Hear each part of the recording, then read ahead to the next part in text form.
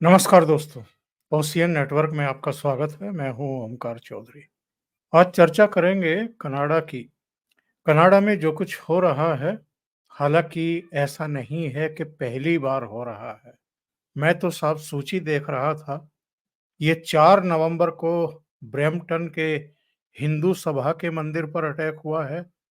13 फरवरी 2023 को मिसिसौगा के राम मंदिर पर अटैक हुआ था। ये 13 फरवरी 2023 की बात मैं कर रहा हूँ। 2023 में ही 5 अप्रैल को ओंटारियो के विंडसर के मंदिर पर अटैक हुआ था। और ये सब खालिस्तानियों के नाम पर अटैक किए जा रहे हैं, खालिस्तानियों की तरफ से किए जा रहे हैं। 12 अगस्त 2023 को सरे के मंदिर के बाहर पोस्टर लगाया गया। इसके अलावा 7 सितंबर को सरे ब्रिटिश कोलंबिया में जो दुर्गा मंदिर है, उस पर अटैक किया गया। और इसके अलावा 3-4 घटनाएं और हुई हैं। तो आज हम चर्चा एक्चुअल में ये करेंगे कि कनाडा क्या दूसरा पाकिस्तान बनता हुआ दिखाई दे रहा है, और इससे किसी ट्रूडो को या किसी डीप स्टेट को हासिल क्या होगा। और अगर वहाँ आप हिंदुओं को नहीं चाहते हैं, यानी हिंदुओं को वहाँ से एग्जिट करा देना चाहते हैं, तो इसके पीछे आपकी मानसिकता क्या है? ग्रंथि क्या है? क्या कोई हीनता का भाव है हिंदुओं को लेकर के, या भारत को लेकर के है, या प्रधानमंत्री नरेंद्र मोदी को लेकर के है? आखिर है क्या मसला? और इसके सेकंड पार्ट में हम लोग थोड़ा-सा चीन पर भी चर्चा करेंगे। अब स्थितियाँ परिस्थितियाँ क्या हैं? वहाँ की आबो-हवा क्या है? चर्चाएँ इस समय भारत को लेकर के किस तरह की हैं? और जो रिश्ते पिछले 4 साल में खराब हुए हैं, जिसका व्यापार पर भी प्रभाव पड़ा है, क्या वो अब रिश्ते सुधरेंगे या उसमें अभी लेकिन किंतु परंतु हैं? मेरे साथ जुड़ रहे हैं आपके चिर परिचित और जियोपॉलिटिकल मामलों के जानकार सुमित जैन साहब। जोड़ करके चर्चा को आगे बढ़ाएंगे। सुमित जी, नमस्कार, बहुत स्वागत है आपका। सर नमस्कार। जय हिंद। जय हिंद, जय श्री राम। जय सिया राम। सर ये बताइए साहब, ये ट्रूडो जो है और ये खालिस्तानी क्या करके दम लेंगे, और ऐसा कर क्यों रहे हैं? सर ओकार जी, आपने देखा कि जो आपने पूरा ओपनिंग कमेंट्स में बताया कि कब कब इन्होंने हिंदुओं के ऊपर, मंदिरों के ऊपर टारगेट किया है। आप पूरी सूची देखेंगे तो आपको 2014 से पहले ये हरकतें होती हुई दिखाई नहीं देती हैं, जबकि खालिस्तान मूवमेंट तो 80 से शुरू हुआ था। तो ऐसा क्या चक्कर है कि मोदी जी के आने के बाद ही ये सारा सिलसिला आपको दिखाई देता है? उसका रीज़न है हिंदू टारगेट नहीं है, हिंदुओं का जो लीडर है वो टारगेट पे है। अब हिंदुओं का लीडर ही टारगेट पे क्यों है? क्योंकि आपने अगर कुछ चीज़ें अगर आप जोड़ेंगे, कड़ियों को जोड़ते हैं, तो आपको दिखता है कि बीजेपी को या स्पेशली मोदी जी को सी वर्ड से बहुत ही ज़्यादा नफरत है। आप देख लीजिए, चाइना सी से, कनाडा, कांग्रेस, और पंजाबी में एक चू वर्ड होता है, उनसे भी, जिसको हम लिब्रांडू भी बोल देते हैं दूसरे वर्ड्स में, इनके साथ भी हमें बहुत ज़्यादा दिक्कत रहती है। तो जिनका ये सपोर्ट करते हैं उन्हीं के अगेंस्ट मोदी जी रहते हैं। इसलिए टारगेट मोदी है, हमारे मंदिर नहीं है, हिंदू नहीं है। सर, हिंदू जब भी किसी कंट्री में जाएगा वो मेहनत करेगा, पढ़ाई लिखाई करेगा, और वहाँ जाकर वो बसता है अपने आप को बसाने के लिए कि मुझे भी राइज करना है, दूसरी कंट्री को भी मुझे राइज करवाना है। पहली बात तो ये है। दूसरा, मैक्सिमम टैक्स पेयर भी वही होता है, लॉ अबाइडिंग भी वो होता है। वो कभी ये नहीं बोलेगा कि मुझे गजवे कनाडा करना है, मुझे यहाँ पर खालिस्तान बनाना है, मुझे सेपरेट कंट्री चाहिए। कभी भी हिंदू ये बातें नहीं बोलता है। उसके बाद भी हिंदू ही टारगेट क्यों? एक तो उनके लीडर को टारगेट करना है, दूसरा उन्हें मालूम है कि हिंदू रिटेलिएट नहीं करेगा जिस तरह से बाकी की कम्युनिटीज रिटेलिएट करती हैं, और इसीलिए वो सारे लोग इनको सपोर्ट भी करते हैं।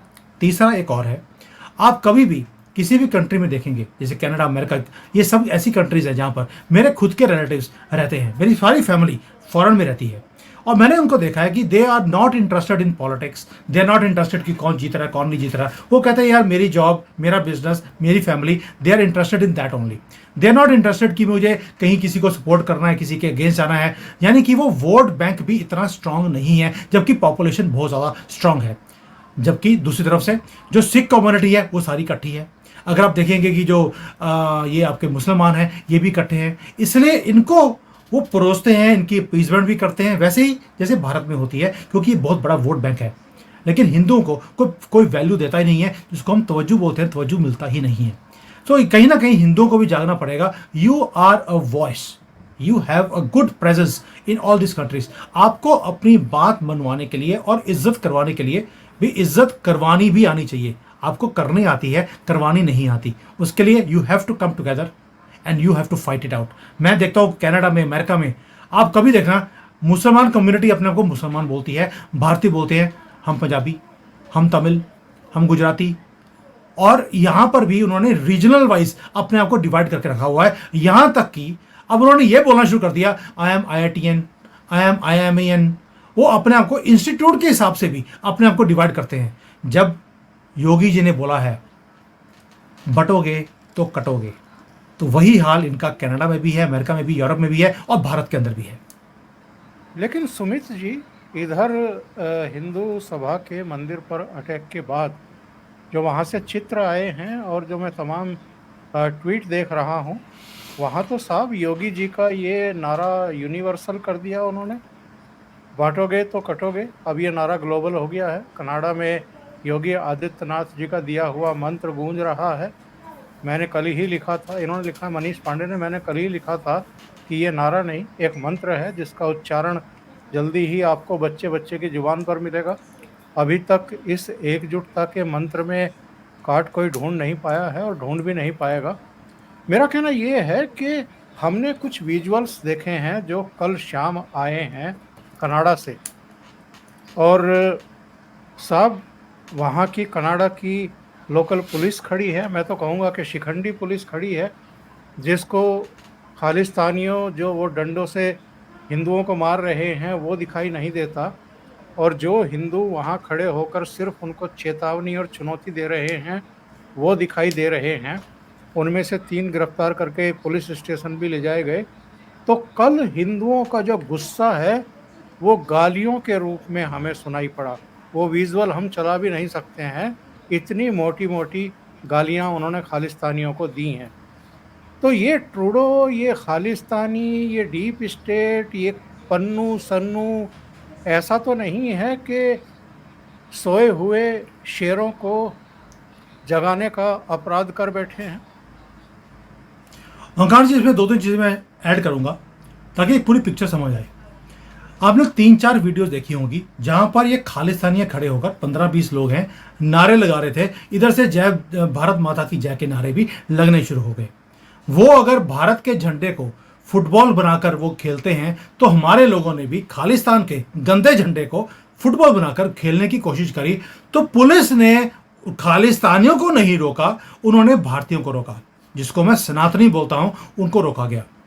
और लोगों ने बोला भी है कि you are taking their side, not our side. तो तुम्हारी इंक्लिनेशन किधर की तरफ से है और तुम्हें ऊपर से क्या इंस्ट्रक्शन मिली है वो साफ दिखाई देती है। दैट मीन्स ट्रूडो खुद इन्वॉल्व है इन खालिस्तानियों को सपोर्ट करने के लिए, हिंदुओं को सपोर्ट नहीं करने के लिए। जो ब्रैम्पटन में या जो बाकी मंदिरों में जो हो रहा है वो ट्रूडो ने ही करवाया है, इसमें कोई शक नहीं है। It is to rattle Hindus and their leader. आपने वो गिरफ्तारी की बात बोली, जो गिरफ्तार किया गया आदमी, उसको जिस तरह से बेरहमी से नीचे जमीन पर बार बार दबाया गया है, सर के ऊपर उसके पैर रखा गया है, जबकि वो उठने की कोशिश किया है तो उसके बाद दोबारा से उसे दबाया गया। वी हैव सीन कि किस तरह से बेरहमी से वो काम किया जा रहा है। क्या वो कोई बॉम्ब फोड़ने वाला आदमी था? क्या वो पैलेस्टीन के झंडे लेकर कनाडा के टुकड़े करने वाला आदमी था? नहीं था। पीसफुल प्रोटेस्टर जिसको आप बोलते हैं। ये वैसी ही हरकत है जैसी अमेरिका में ब्लैक लाइव्स मैटर वाले लॉयड, आंदोलन से ठीक पहले किया गया था। जैसे वो लॉयड को इन्होंने मारा था, ब्लैक आदमी को, वही हरकत इन्होंने इस हिंदू के साथ करी।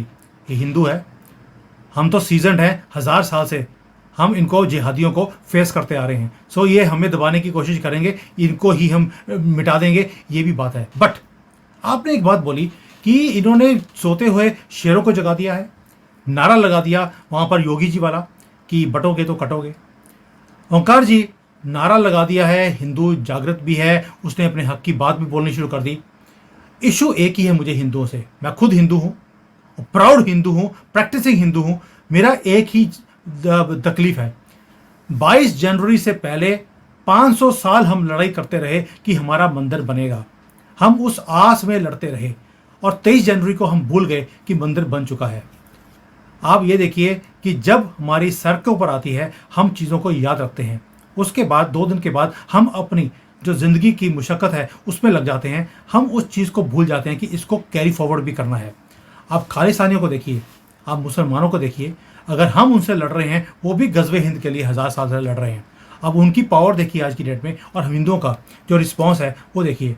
हमने गुजरात में एक बार इनको जवाब दिया था, आज 25 साल के बाद दोबारा से कभी इनको जवाब देना, हमने जिसको बोलते हैं कि हमने कोई मुहिम चलाई नहीं, वैसी पूरे भारत में हिंदू जब तक बार बार इस चीज़ को उजागर नहीं करेगा, अपने सपोर्ट में खड़ा नहीं होगा, अपने भी, अपने धर्म के लिए भी और अपनी गवर्नमेंट के लिए भी, तब तक चेंज नहीं आएगा, तब तक मार ही खाएगा जैसे आज कनाडा में खा रहे हैं। मैं तो साहब मेरठ का रहने वाला हूँ। मेरठ में 1987 में मलियाना हाशिमपुरा दंगा हुआ था, और उस समय जो पीएससी ने किया था, उसके बाद मेरठ में कोई बड़ा दंगा आज तक नहीं हुआ। तो ये तो बात आपकी बिल्कुल 100% सही है कि बहुत तगड़ा जवाब देना पड़ेगा, और ऐसा जवाब देना पड़ेगा कि इनकी नस्लें याद रखें जो भी हिंदुओं को दबाने की कोशिश करते हैं। पर मैं ये जानना चाहता हूँ साहब, ये तो क्लियर है कि ये किसके खिलाफ है, क्यों है, और क्या संदेश और संकेत देना चाहते हैं। और ट्रूडो जो है वो तो अमेरिका के डीप स्टेट की कठपुतली है, ये भी हम अब तक जान चुके हैं। वहाँ से जैसे इशारा होता है वैसे वो एक्ट करने लगता है। लेकिन साहब, अमेरिका तो खुद जो है इस समय बहुत बुरी स्थितियों से गुजर रहा है, और वहाँ पर आज मतदान भी हो रहा है राष्ट्रपति चुनाव के लिए। हमें ये भी पता है कि डीप स्टेट चाहता किसे है और किसे नहीं चाहता है। जिसे नहीं चाहता है उस पर 2 जानलेवा हमले भी हो चुके हैं।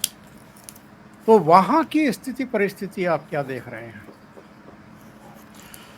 सर, मैं हमेशा बोलता हूं कि जिसका अपने अन्न खाया हो, आपके अंदर थोड़े से अंश उसके आ ही जाते हैं। अमेरिका ने 20 साल पाकिस्तान का अन्न खाया हुआ है, वहां बैठकर अफगानिस्तान के ऊपर हमले करे हैं। अब पाकिस्तान का जब आपने अन्न खाया हो तो हरकतें भी पाकिस्तान जैसी होंगी। जैसे पाकिस्तान में इलेक्शन नहीं सिलेक्शन होता है, अमेरिका में भी वो सिलेक्शन की बात बोलते हैं, इलेक्शन की बात नहीं बोली जाती। इलेक्शन से पहले ही जो बैलेट बॉक्सेस आए हैं, मेल इन बॉक्सेस हैं, जो ट्रंप की फेवर के बॉक्सेस थे, उन सबको जला दिया गया। और पूरे अमेरिका में आपको बैलेट बॉक्सेस जले हुए दिखाई देते हैं, सिर्फ उसमें जहां पे ट्रंप की मोहर थी। कमला हैरिस वाले मेरेकुलसली, आप देखिए भगवान की क्या मेहर है कमला हैरिस के ऊपर कि कोई भी बैलेट बॉक्स जला रही है। ये अपने आप को दुनिया की सबसे मजबूत, सबसे पुरानी डेमोक्रेसी बोलते हैं। मुझे लगता है डेमोक्रेसी नहीं है, डीमन क्रेजी हो गए हैं वहां पर। ये डेमोक्रेसी की डेफिनेशन ही उन्होंने चेंज कर दी। और आज जो अमेरिका की हालत है, अगर मैं कहता हूं ट्रंप जीत भी जाए, किस तरह से अपनी कंट्री को वो सेव करेंगे। दुनिया का सबसे ज़्यादा डेट इनके पास है। जो उनकी इकोनॉमी है वो 1.5-2% भी राइज नहीं कर रही। फॉरेन पॉलिसी खत्म है, पूरे दुनिया में हाहाकार है कि अब क्या होगा। और अमेरिका अपने आप को फ्री वर्ल्ड का लीडर बोलता है, खुद फ्री नहीं है, खुद इन जिहादियों के हाथ में बिका हुआ है। तो मुझे नहीं लगता कि अमेरिका का कोई भी भविष्य, या कमला हैरिस आ जाए या ट्रंप आ जाए, कभी भी सेफ होगा। दूसरी बात, आज अमेरिका डिवाइडेड है 2 गुटों में, आधे डेमोक्रेट्स हैं, आधे रिपब्लिकन्स हैं। जो भी जीत जाएगा दूसरी पार्टी आग लगा देगी अमेरिका के अंदर। अगर रिपब्लिकन्स जीते यानी कि ट्रंप जीता, तो लिब्रांडो जो हैं वो आग लगाएंगे, और अगर लिब्रांडो जीत गए तो अब इस बार रिपब्लिकन्स भी चुप रहने वाले नहीं है। 2020 में उन्होंने सबर का घूंट पी लिया था, इस बार नहीं पिएंगे। और इस सारे चीज को तूल देने के लिए बहुत बड़े बड़े कंट्रीज हैं जो सामने आएंगी। उसमें आपको रशिया भी दिखाई गया, उसमें चाइना कूदता हुआ भी दिखाई देगा। और ये सिविल वॉर आता हुआ देखते हुए चाइना की स्टॉक मार्केट आज राइज भी करनी शुरू हो गई है, जो कि पिछले कई दिनों से डाउन जा रही थी। इतनी अनसर्टेनिटी हो कार जी कि कौन जीतने वाला है, क्योंकि अगर ट्रंप जीता तो चाइना का भट्टा बैठ जाएगा, ये सबको पता है। उसने पहले दिन इनके ऊपर 60% टैक्स लगा देना है इनके प्रोडक्ट्स के ऊपर। चाइना का माल बिकना बंद हो जाएगा, जो इनकी सबसे बड़ी मार्केट है अमेरिका की। उसके बाद स्टॉक मार्केट का राइज करना, दैट मीन्स कोई ना कोई इंडिकेशंस इनके पास हैं कि कमला हैरिस शायद जीतने वाली है। उसकी सिलेक्शन ऑलरेडी हो चुकी है और उसके लिए इवन ईवीएम्स को हैक किया गया है। अगर आप ट्रंप के बटन को दबाते हैं, क्योंकि ईवीएम मशीन्स सारी चाइना से बनकर आई हैं, अगर आप ट्रंप को दबाते हैं वो कमला हैरिस को ही वोट जा रहा है। ये हमारे ऊपर उंगलियां कसते थे कि भाई आपकी ईवीएम हैक होती है। आपकी तो ईवीएम हैक नहीं, हैक होती नहीं है, हैक हो चुकी है। वो हैक्ड ही आई थी पीछे से। तो चाइना जिसको चाहेगा अगला प्रेसिडेंट बनने का वही बनेगा। तो ये हालत है अमेरिका की। आपने पहले डीप स्टेट की बात करी कि इनको टारगेट किसका है, किसको टारगेट कर रहे हैं। ओंकार जी, डीप स्टेट हमेशा टारगेट उन्हीं को करता है जो नेशनलिस्ट होंगे। मोदी जी इनके सामने नहीं झुकते हैं, इसलिए मोदी जी टारगेट पर हैं। पप्पू सबके सामने झुका रहता था, बूट पॉलिश करता था, चूम भी लेता था उनका जहां पे जरूरत पड़े, इसलिए उसकी गवर्नमेंट को गिरवाने के लिए कभी भी कोई कोशिश नहीं की गई। 2014 में भी उनका जीतना तय था। ये हिंदू ही था पूरे देश में जो इकट्ठा हुआ और कांग्रेस की घटिया जो गवर्नमेंट थी उसे हमने गिरवा दिया। इसीलिए जो लिब्रांडो हैं ये मोदी जी के पीछे पड़े हैं। हम झुकने वाले नहीं हैं। मुंह पे तमाचा मारकर, उनकी कंट्री में बैठकर तमाचा मारकर आते हैं। आपने जयशंकर जी को देखा होगा, मोदी जी को देखा होगा। तो आज अगर ट्रंप टारगेट पर है, एक ही रीजन है, वो नेशनलिस्ट है। वो इनके लिब्रांडुओं के और डीप स्टेट के एजेंडे के ऊपर काम नहीं करेगा। जो अपने अमेरिका के लिए उसके लिए ठीक होगा वो डिसीजन वो लेने वाला है, इसीलिए वो टारगेट पर है। और ये 2 दिन का टाइम रह गया। आज वहाँ पर इलेक्शंस शुरू हुए हैं, कल रात तक वहाँ पे पता लग जाएगा कि किसकी तरफ ये स्विंग जा रहा है। But I can tell you one thing, ये रिजल्ट इतनी जल्दी नहीं आने वाला। ये भारत नहीं है सर कि 3-4 घंटे में रिजल्ट भी आ जाता है। ये अपने आप को मोस्ट डेवलप्ड कंट्री बोलते हैं। कई बार तो हमने देखा कि 1-1 महीने बाद भी इनका रिजल्ट डिक्लेयर नहीं होता है, क्योंकि पता नहीं धांधली करनी होती है। कभी कहते हैं काउंटिंग नहीं हो रही है, कभी कहते हैं काउंटिंग गलत हो गई। तो ये सारा चक्कर चलता रहेगा। ये लड़ाई सुप्रीम कोर्ट तक जाती हुई मुझे दिखाई देती है। It is not going to be a easy win for anybody. पहली बार प्रधानमंत्री नरेंद्र मोदी का रिएक्शन आया है जो कुछ कनाडा में हुआ है। हिंदू मंदिर पर अटैक हुआ है, हिंदुओं पर अटैक हुआ है। इसके अलावा जो वहाँ कैंप लगा हुआ था, जो हमारे राजनयिक थे उन पर अटैक हुआ है। और प्रधानमंत्री ने ये कहा है कि राजनयिकों को जो ये डराने धमकाने की कायरतापूर्ण कोशिशें हैं ये बेहद भयावह हैं और भारत इनसे डरेगा नहीं और भारत कमज़ोर नहीं पड़ेगा। एस जयशंकर साहब के भी रिएक्शंस आए हैं। मैं जानना चाहता हूं साहब, ये कनाडा पहले ही चीन को तो दुश्मन देशों की सूची में डाल चुका था। अभी 2-3 दिन पहले इसने भारत को भी दुश्मन देशों की सूची में डाला है। नीति क्या है इनकी और क्या पाकिस्तान बनने की तैयारी कर ली है इन्होंने? ओंकार जी, मैं पहले बोला आपको, जिसका अन्न खाया हो, ये सारे जो वेस्टर्न पावर्स हैं 20 साल से लड़ते रहे अफगानिस्तान में, पाकिस्तान का अन्न खाया है, वैसा ही काम कर रहे हैं। और वहाँ से ट्रेनिंग लेकर आए हैं कि जिहादी कैसे पैदा करने हैं, उनको कैसे पनाह देनी है, दूसरे कंट्रीज को डिस्टर्ब कैसे करना है। भारत ही क्यों? क्योंकि भारत राइज कर रहा है, हम जवाब दे रहे हैं। और ये अभी भी कलोनियल जो माइंडसेट है इनका कि जी हम तो रूलर थे इनके, वो उसी से बाहर निकलने को तैयार ही नहीं है। टारगेट भारत की तरक्की है, भारत का इंडिपेंडेंटली अपनी फॉरेन पॉलिसी को चलाना, इनकी बात को ना सुनना। दिक्कत उससे है और कोई भी दिक्कत नहीं है इनको। और कनाडा ये हरकतें आज की डेट में जैसे भारत को बोल रहा है कि भाई आप दुश्मन कंट्री हैं, कल को होगा क्या? हमने भी इनको, जब तक इनकी भाषा में इनको जवाब नहीं देंगे तब तक इनको भी अकल नहीं आने वाली। हमने 1.5 साल से देख लिया कि जब से निज्जर मरा है, हमने पहल हमने करी है, इनके कभी वीजे बंद कर दिए, कभी डिप्लोमेट्स को बाहर निकाल दिया, और उनकी शक्लें देखने वाली होती थी जब वो गालियां सुनकर साउथ ब्लॉक से बाहर निकलते थे।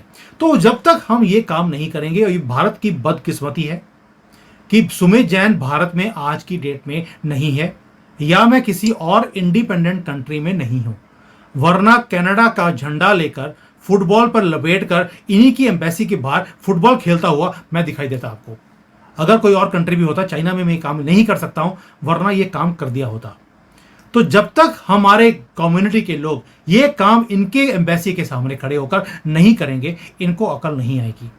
और कनाडा आज की डेट में हमने उनके ऊपर तंज कसा है कि आप खालिस्तानियों को सपोर्ट कर रहे हैं। उसने अपनी नाक को और धाक को बचाने के लिए उसका काउंटर क्या कर दिया कि जो कनाडा के जो टेररिस्ट हैं वो भारत में पनाह है, वो ले रहे हैं और यहां पर ट्रेनिंग ले रहे हैं।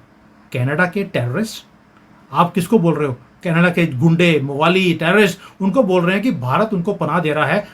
प्रूफ एक भी नहीं दिया है, एक भी नाम नहीं है, सिर्फ ये बोल दिया दोबारा से हमारी इंटेलिजेंस की रिपोर्ट है।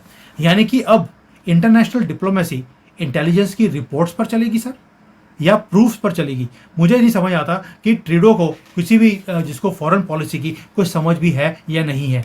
जैसे बाप ना समझता, वैसे ये खुद भी है। बिल्कुल सही बात आप कह रहे हैं। कल मैं वहाँ हिंदू मंदिर के सामने जो है, हिंदू सभा के मंदिर के सामने जो भाषण हो रहे थे वो सुन रहा था, और हिंदुओं में कितनी एकजुटता है, जो जिस पर आपने प्रश्न चिन्ह खड़ा किया है, उसकी परीक्षा होने वाली है। एक्चुअल में भाषणों में ये कहा गया है कि अगले 15 दिन तक यहाँ इतनी ही संख्या में सबको जुटना है, इकट्ठे होना है। तो देखना ये है कि अगले 15 दिन तक ये जो विरोध प्रदर्शन हैं ये जारी रह पाते हैं या नहीं जारी रह पाते हैं, क्योंकि कई तरह की दिक्कतें हम अतीत में भी देख चुके हैं, इस बार भी देख रहे हैं। बहरहाल आगे बढ़ते हैं। डिसएंगेजमेंट हो चुका है, दोनों सेनाएं पीछे हट चुकी हैं, चीन की भी और हमारी भी। डैम चौक पर गश्त शुरू हो चुकी है, देपसांग पर किसी भी समय हो सकती है। और हमें नहीं भूलना चाहिए कि डैम चौक और देपसांग ये 2013 के डेवलपमेंट थे, जब चीन की सेना वहां आकर के बैठ गई थी। ये डॉक्टर मनमोहन सिंह के समय हरकत हुई थी, मोदी जी के समय नहीं हुई थी। और इस बार मोदी सरकार ने चीन से ये कहा कि आपको यहाँ से भी वापस जाना पड़ेगा। यानी मनमोहन सिंह के समय जहाँ आप आए थे, ये पॉइंट भी आपको छोड़ करके पीछे जाना पड़ेगा। और चीन अल्टीमेटली गया। 4 साल तक उसने भारत को तोला।